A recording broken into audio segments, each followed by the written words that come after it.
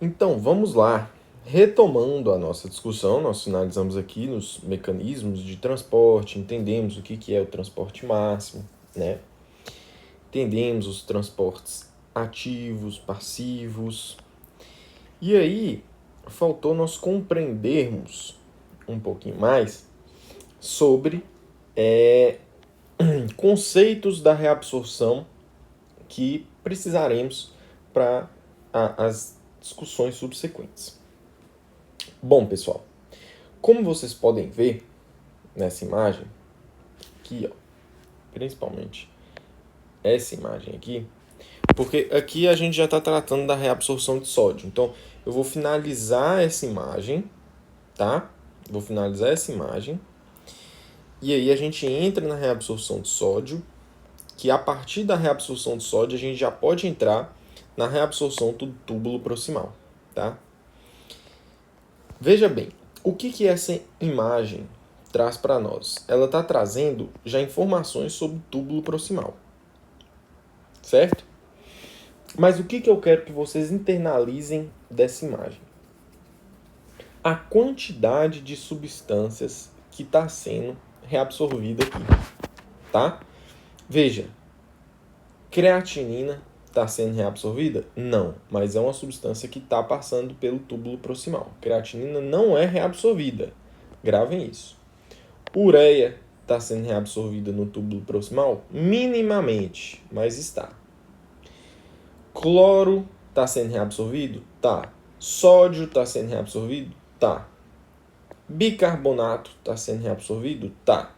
Glicose e aminoácidos estão sendo reabsorvidos demasiadamente, que são fundamentais, tá?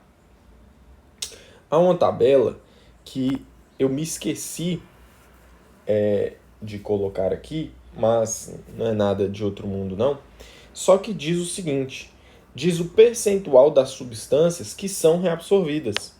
Como eu não trouxe essa tabela, eu vou anotar aqui para vocês e vocês anotam num pedacinho do caderno seus, tá? A glicose, eu já tinha mencionado isso, 99,9% da glicose é reabsorvida. De toda a glicose filtrada, 99,9% é reabsorvida. Os aminoácidos, 99,7% dos aminoácidos são reabsorvidos. Certo?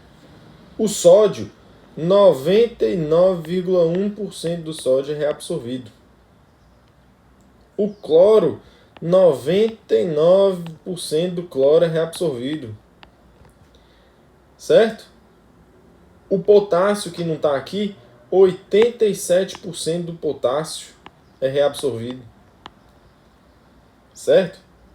Quem mais? A ureia, 50% de ureia é reabsorvido. Ah, entendi. Entendi. Enzo. E por fim, creatinina, 0% da creatinina, né? 0,1% é reabsorvida. Ou seja, 0% da creatinina é reabsorvida. Eu quero que vocês gravem isso, que 0% da creatinina é reabsorvida. Eu tenho direito. Tenho o direito de querer que vocês entendam uma coisa? Não tem? Mas é isso mesmo, pessoal. Eu tô brincando aqui só para descontrair, mas a creatinina, ela é 0% reabsorvida. A própria tabela do Guyton traz isso pra gente. Beleza? O que eu quero que vocês percebam aqui? Eu até falei, entendi. Entendi o quê? Eu entendi, Enzo, que tudo aquilo que o corpo usa, ele praticamente reabsorve completamente, né? Tudo aquilo que o corpo usa, ele reabsorve praticamente completamente. Então, o corpo usa sódio demais, reabsorve praticamente completamente. O corpo usa cloro demais, reabsorve praticamente completamente. Ele usa glicose e aminoácidos demasiadamente. Então, tem que ser tudo reabsorvido. Você não vai perder uma coisa que você usa, né? Você não vai. Potássio você usa demais. Só que por que tem esses 13% aqui que são excretados? Vocês vão compreender mais pra frente. Então, o que eu queria, antes da gente entrar na reabsorção específica do túbulo proximal, era isso, que vocês compreendessem que tudo aquilo que o corpo usa, sódio, cloro, potássio, glicose, aminoácido, ele reabsorve praticamente completamente. Aquilo que ele não usa, como a creatinina, como a ureia, ele excreta. Veja que 50% de ureia é excretada. A creatinina, 100% da creatinina, que é um metabólito advindo dos músculos, do metabolismo dos músculos, né? 100% da creatinina é excretada, né? Porque ela é uma excreta, beleza? E a ureia, por que fica 50%? Fica 50% não é para o corpo reutilizar, porque a ureia é uma excreta nitrogenada. Fica 50% por conta de um mecanismo chamado de troca por contracorrente existente na medula renal, que favorece um estado de hiperosmolaridade na medula. Você quer que essa medula fique hiperosmótica. Para quê? Para favorecer os processos de troca entre o túbulo renal e o capilar peritubular. Isso vai ser um tópico de palestra que Pedro vai passar, o professor Pedro vai passar para vocês, tá? Mas gravem isso aí. 50% da ureia é excretada e os outros 50% não são reabsorvidos. Ureia não é reabsorvida para o sangue, tá? Ela é reabsorvida sim do túbulo para o interstício. Então, se a gente pega uma imagem dessa aqui, ó, a ureia faz o quê? Ela sai daqui, ó, ureia, sai do túbulo e vem parar aqui no interstício e fica aqui. Mas a ureia não é reabsorvida para o sangue, pessoal, tá bom? Gravem isso. A ureia, ela sai do túbulo, sai do lúmen tubular, vem parar aqui no interstício para aumentar a osmolaridade do interstício, beleza? Esse é o mecanismo de troca por contracorrente existente na vasa recta, tá? Beleza. Então, creatinina não é reabsorvido para o sangue, ureia não é reabsorvido para o sangue, ureia é reabsorvido para o interstício, beleza. Cloro, sódio, bicarbonato, glicose, potássio, aminoácido, é tudo reabsorvido para o sangue, beleza? Beleza.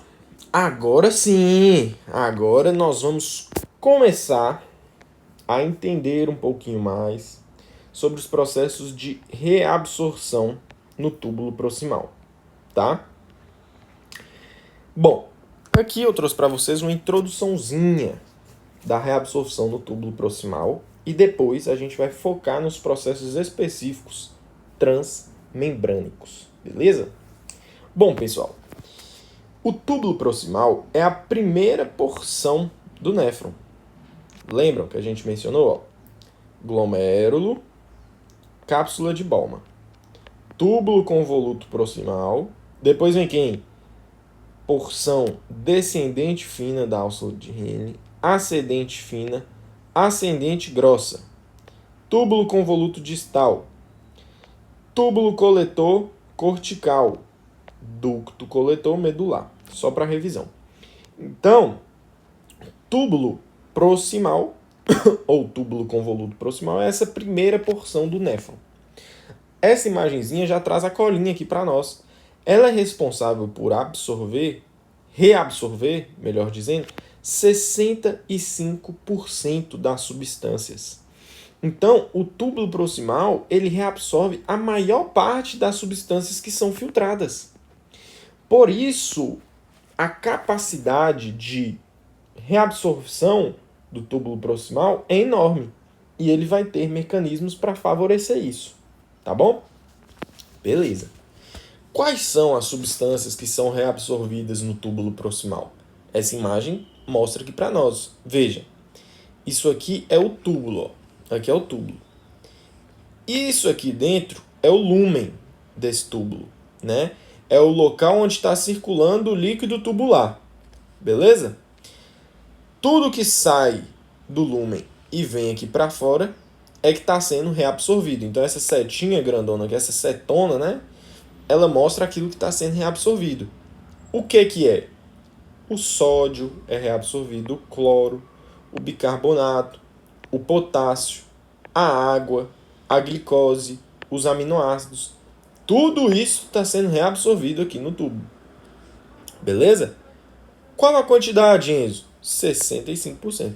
Então, 65% de todas essas substâncias são reabsorvidas aqui no túbulo proximal. Tá bom? Beleza, galera. Beleza. E além disso, há um fenômeno interessante que ocorre aqui no túbulo proximal, que é o fenômeno de quê? Você já conhece, é o fenômeno de secreção. Beleza? Vamos retomar lá em cima. O que é a secreção? É tudo aquilo que sai do sangue e é mandado para o líquido tubular. O que está acontecendo aqui?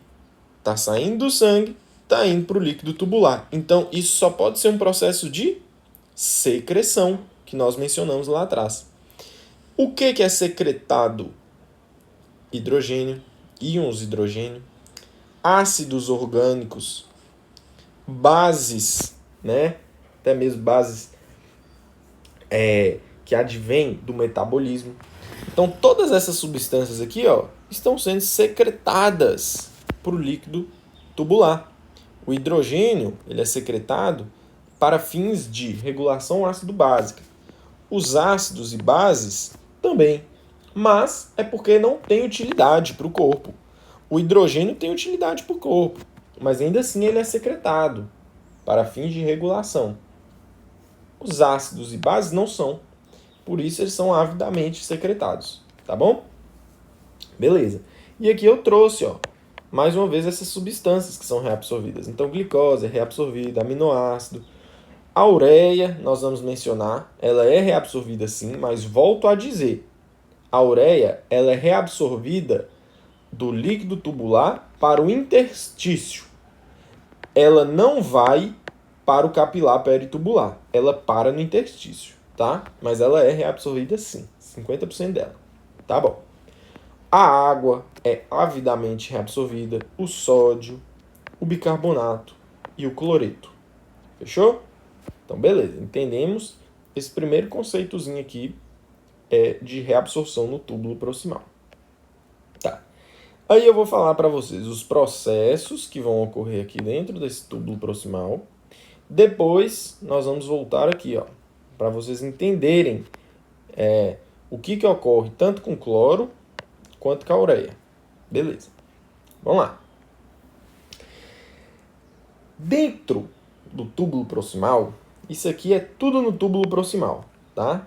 Isso aqui é, ó decolar aí, ó, mandando cupomzinho para nós. Pensa.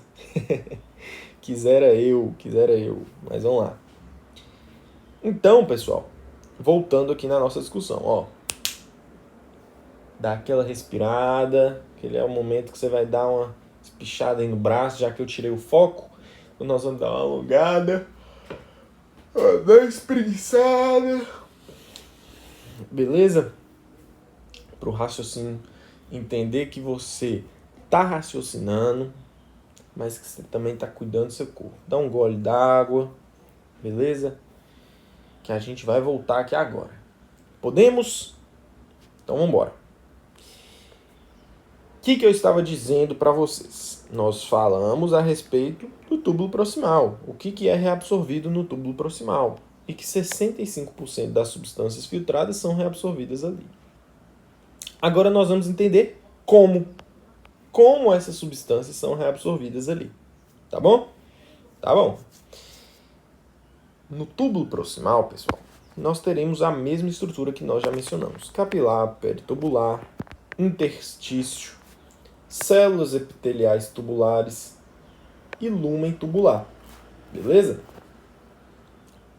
Porém, aqui dentro do túbulo proximal, haverão estruturas especiais e haverão situações especiais que não irão ocorrer em outras partes do nosso néfron.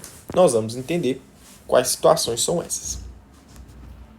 O nosso grande maestro, tá, para os processos de reabsorção, pessoal, é o famigerado sódio, tá?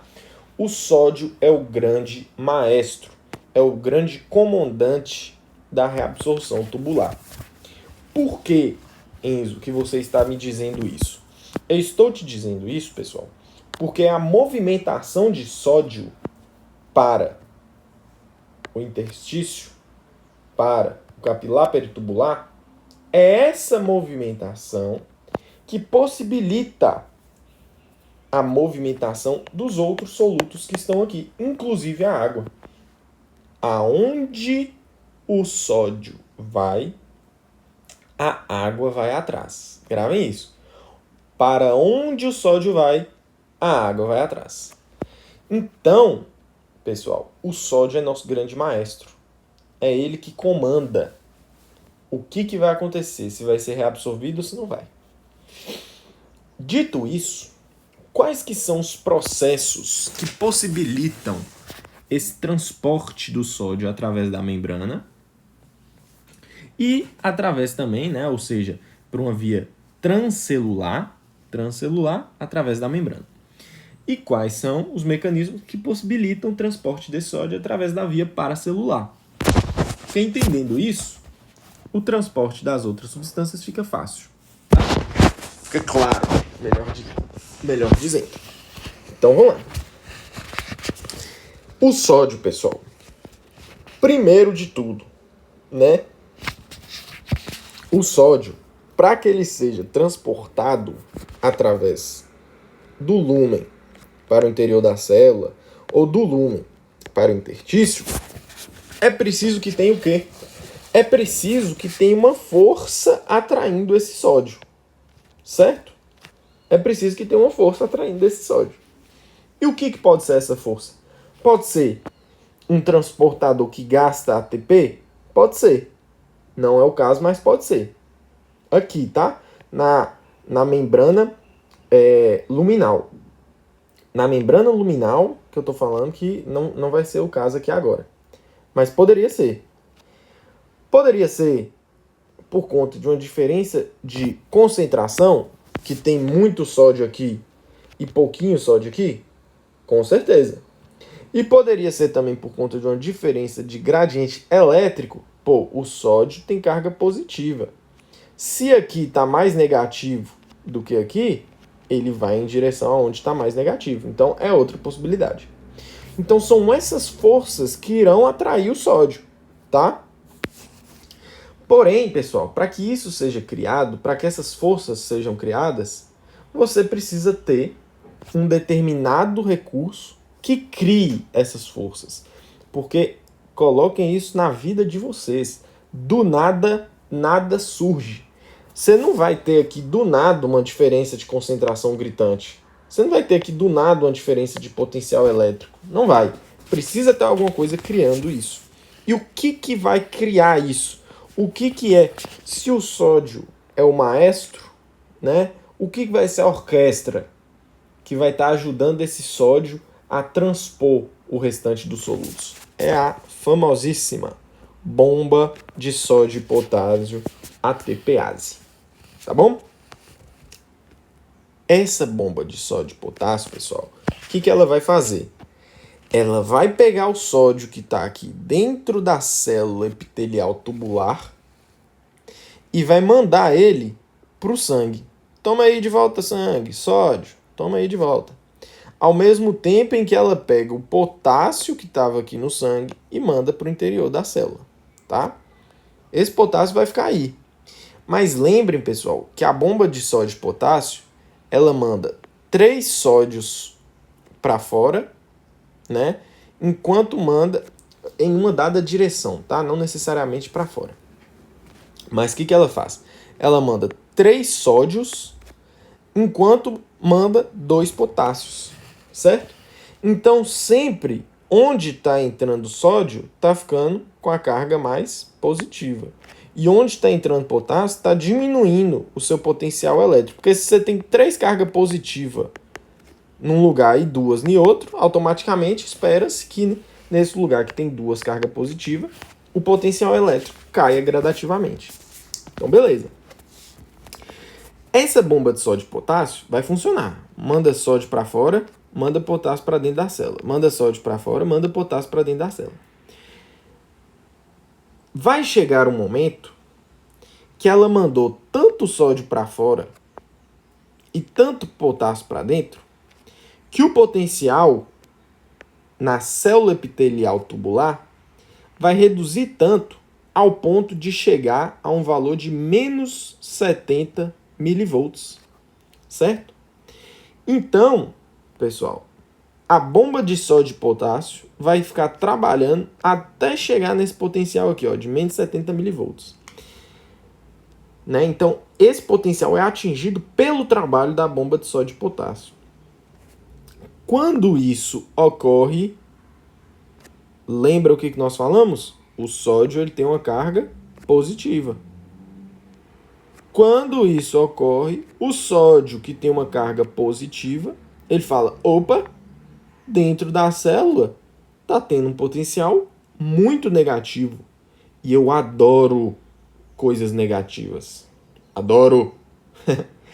A partir desse momento, esse sódio, então, atraído pelo potencial negativo no interior da célula tubular, ele é transportado através de canais de sódio para o interior dessa célula epitelial tubular. E aí, o que vai acontecer? Veja, você tem sódio no lúmen, sódio na célula e sódio que está sendo mandado para o interstício e depois para o capilar peritubular. Veja o que ocorre. A bomba de sódio e potássio está aqui, ó. Essa membrana aqui, ó, vão também colocar conceitos para quando eu falar vocês não ficarem em dúvida, tá? Pausa no raciocínio. Pausa. Essa membrana aqui é chamada de membrana luminal. E essa membrana aqui é chamada de membrana basal. A união dessas duas membranas aqui é chamada de membrana basolateral, tá? Então, sempre que eu falar membrana basolateral, são essas duas membranas aqui. E aqui, membrana luminal, tá? Show de bola. Retomando o raciocínio, então. Vejam, você tem sódio no lúmen, sódio dentro da célula, sódio no interstício, sódio no capilar. O que a bomba de sódio e potássio, localizada na membrana basolateral, está fazendo? Por que basolateral? Porque ela está tanto na membrana basal quanto na membrana lateral. Aqui ela também manda sódio. O que essa bomba de sódio e potássio está fazendo? Ela está tirando o sódio de dentro da célula e está mandando para o interstício. Então, dentro da célula está diminuindo a concentração de sódio. No interstício está aumentando. Mas não importa, porque esse sódio que aumenta no interstício é reabsorvido pelo capilar peritubular. Show de bola. O que importa é que se aqui dentro você diminui a sua concentração de sódio e você diminui o seu potencial de membrana, você tem dois dos motivos que eu falei para esse sódio ser reabsorvido.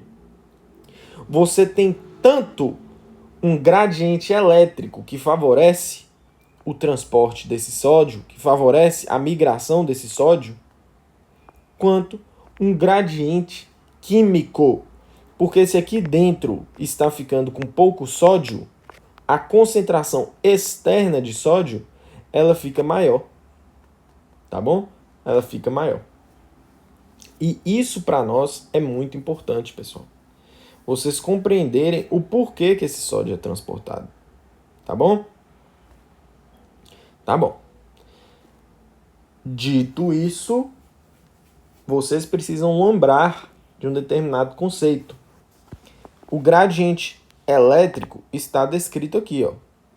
Está descrito aqui. Dentro da célula, você tem menos 70 milivolts. E no lúmen, pessoal, você vai ter um potencial de menos 3 milivolts. Ah, entendi. Ó, pra você ver. No lúmen é negativo também. Só que no interior da célula é muito mais negativo. É isso. Certo? Esse lúmen ele fica negativo, pessoal, por conta de fenômenos que vão ocorrer que vocês vão entender. Mas o que eu preciso que vocês entendam é que a bomba de sódio e potássio ATPase, ela negativa muito o potencial elétrico no interior da célula tubular, tá? E isso favorece a migração de sódio. Beleza, é um dos motivos. E essa bomba de sódio e potássio também diminui muito a concentração de sódio no interior dessa célula tubular, favorecendo, então, a migração de sódio para o interior dessa célula, tá? Beleza. O que é interessante aqui, pessoal? O potencial elétrico nós entendemos. E o potencial de gradiente químico, gradiente de concentração? Ó, a osmolaridade do sangue, ela é de mais ou menos 300 miliosmóis, tá? 300 miliosmóis. E aí, dentro dessa concentração do sangue, você tem diferentes substâncias, né? Como, por exemplo, o sódio. O que acontece?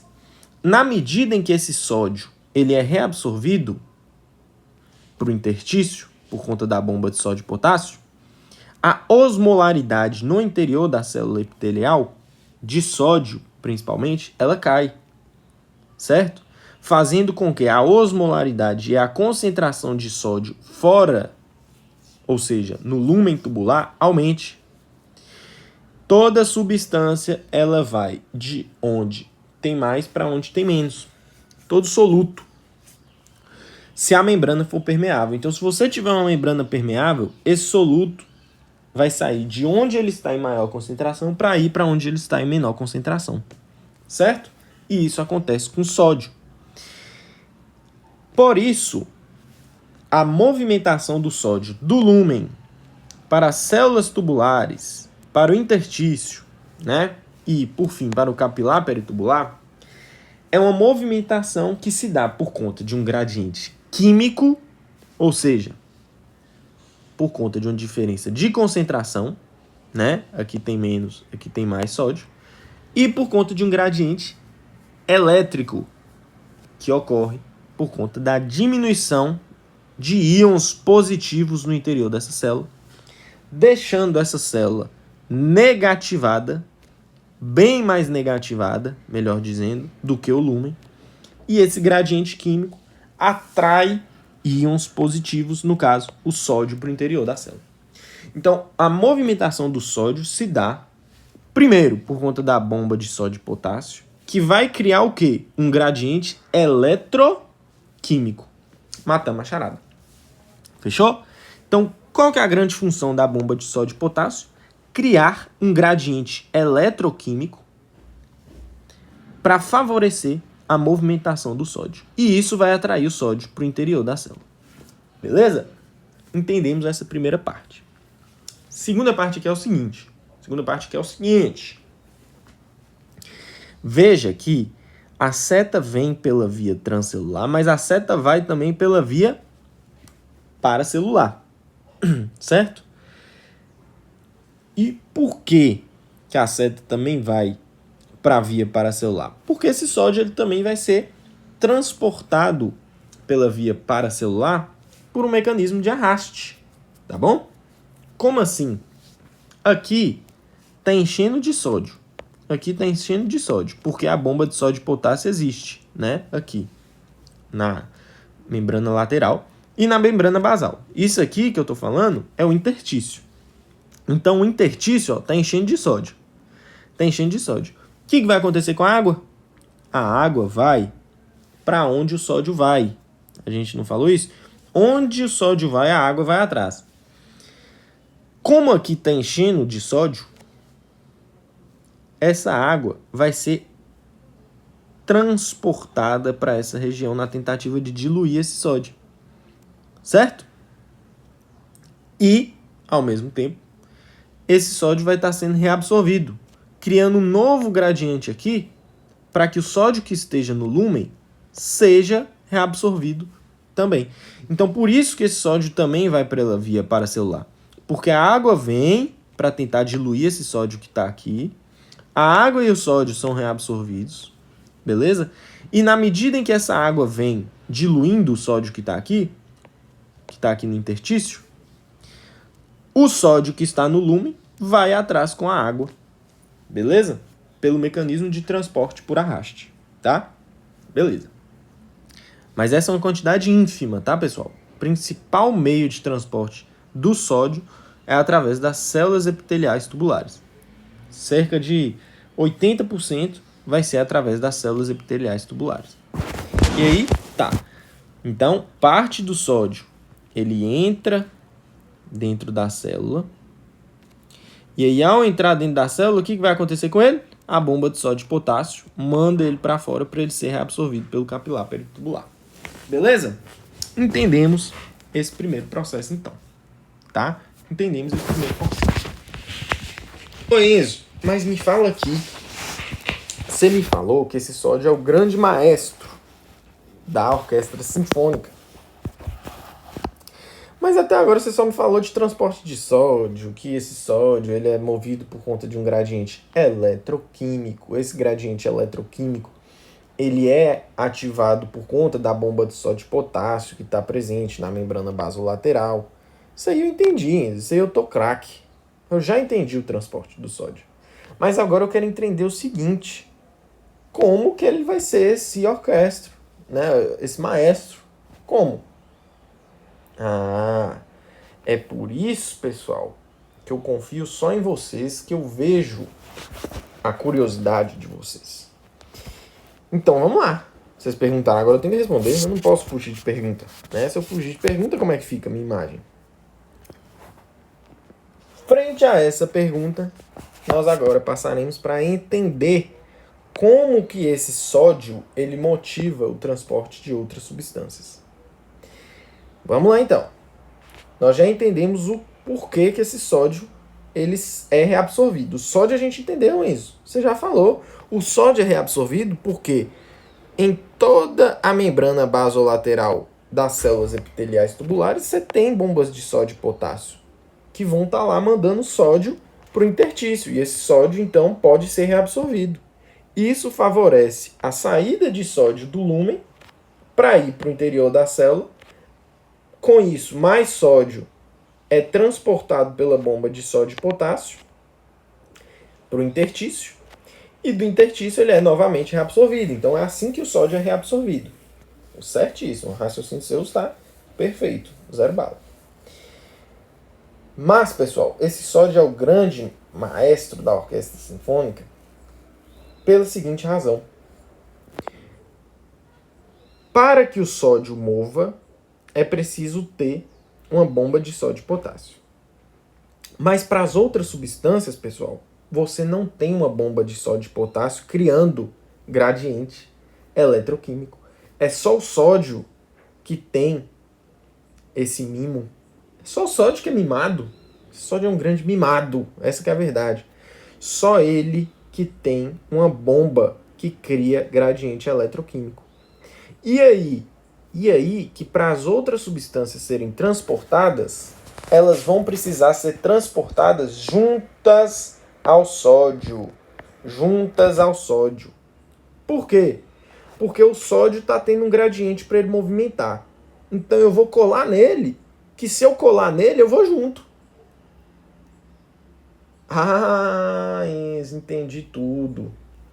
Então o sódio ele é movido por gradiente eletroquímico e as substâncias interesseiras, essas grandes interesseiras, elas percebem que para elas serem reabsorvidas, elas vão ter que colar no sódio.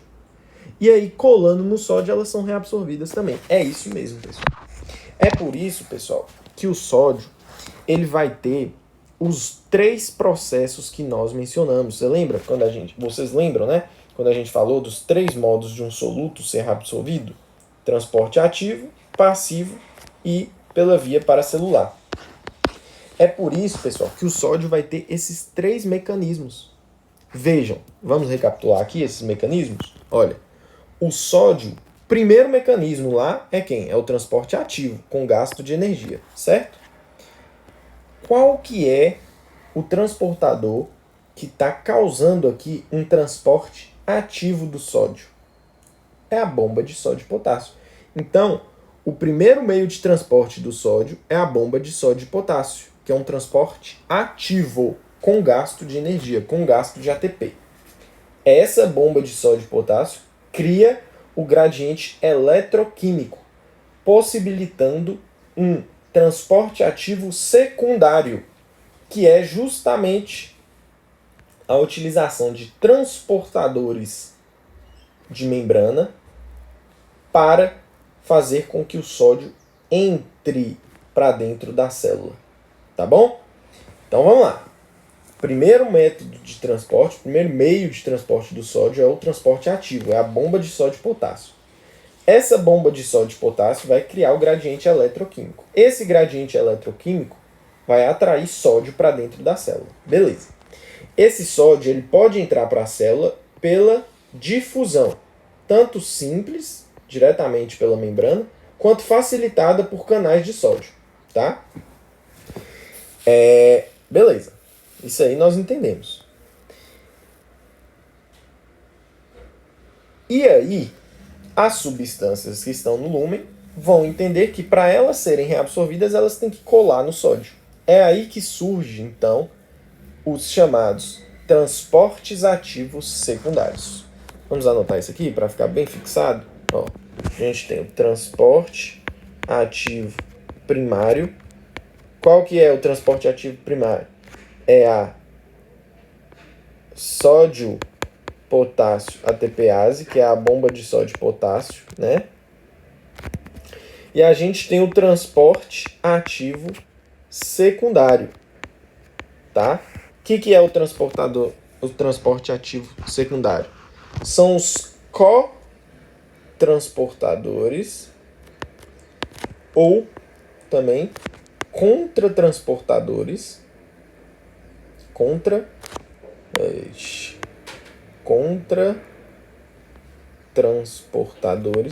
existentes nessa membrana. Então a gente já está aprendendo novos termos, tá? A gente vai e volta aqui na nossa linha de raciocínio. Primeiro meio, então, é um transporte ativo primário. Esse transporte ativo primário gasta energia para transportar o sódio.